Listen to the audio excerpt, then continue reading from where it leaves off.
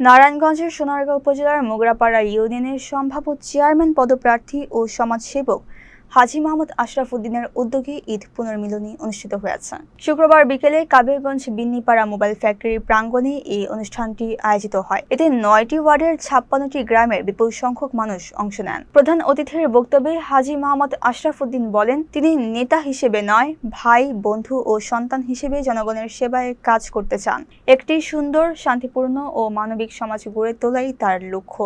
Chairman নির্বাচিত হন বা না হন, জনগণের ভালোবাসা ও সমর্থন কখনো ভুলবেন না বলে জানান তিনি। অধ্যক্ষ মোহাম্মদ কামাল মোল্লার সঞ্চালনায় অনুষ্ঠানে বিশেষ অতিথি হিসেবে বক্তব্য রাখেন প্রাইম ব্যাংক সোনারগাঁ শাখার ম্যানেজার মোহাম্মদ মহসিন মিয়া। তিনি এলাকার উন্নয়ন ও সামাজিক সম্প্রীতি রক্ষায় সকলকে ঐক্যবদ্ধ হওয়ার আহ্বান জানান। অনুষ্ঠানে স্থানীয় জনপ্রতিনিধি, রাজনৈতিক ও সামাজিক ব্যক্তিত্ব, শিক্ষক এবং তরুণ সমাজের প্রতিনিধিরা উপস্থিত থেকে মতবিনিময় ও সমর্থন ব্যক্ত করেন।